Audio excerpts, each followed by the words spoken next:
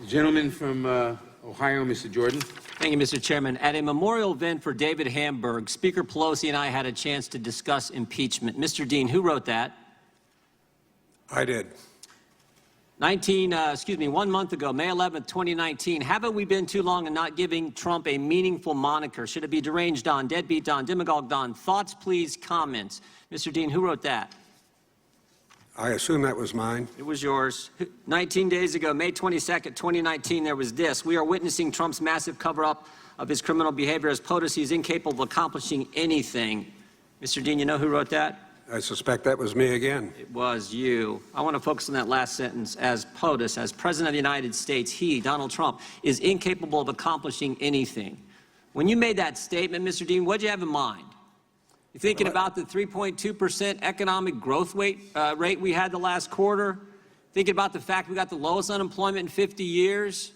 How about the fact the hostages are back from North Korea? Maybe you were thinking about this. When you said the President of the United States was incapable of doing anything, were you thinking about the fact that the embassy is now in Jerusalem? I mean, I think about this one. Every single candidate for as many cycles as I can remember, Republican and Democrat, have promised the American people, you elect me, we're going to move the embassy to Jerusalem. And guess what? They get elected and they come up with a million reasons why they can't do what they said they were going to do. But this president didn't.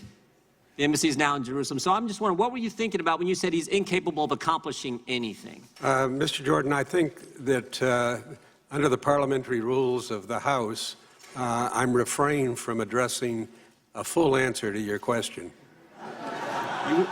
You weren't refrained in your tweets and your comments and the things you wrote. My tweets are not subject to the parliamentarian. They are subject to state of mind and the perspective you bring to this hearing, and I think the American people understand. Let me ask you this then. Did you give advice to Lanny Davis or Michael Cohen prior to Mr. Cohen's testimony to Congress? No. Well, you said on Aaron Burnett's show the night before Mr. Cohen testified in front of the Oversight Committee that Michael Cohen should, you said you had talked to Lanny Davis and that Michael Cohen should hold his testimony as long as possible from Republicans. You didn't say that to Mr. Davis?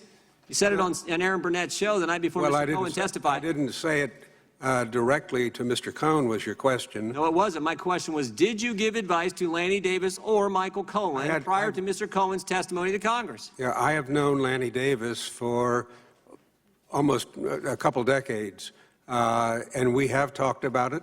And I did say, as soon as you turn your testimony over, it will be picked apart.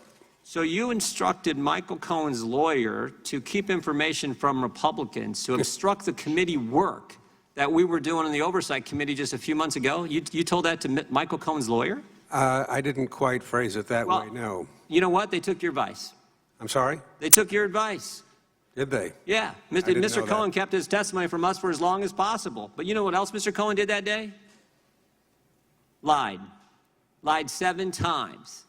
And this is what I think concerns so many Americans.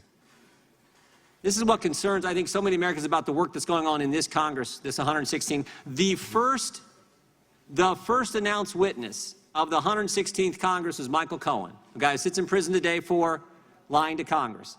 Today, Chairman Nadler brings in front of the Judiciary Committee a guy to talk about obstruction of justice who went to prison in 1974 for obstructing justice. I did not go to prison. Okay. You pled guilty to obstruction of justice. I'm glad you got to stay out of prison then, I guess. What bothers me the most, though, is this committee's failure to investigate how the whole Trump-Russia thing started. This is the Judiciary Committee.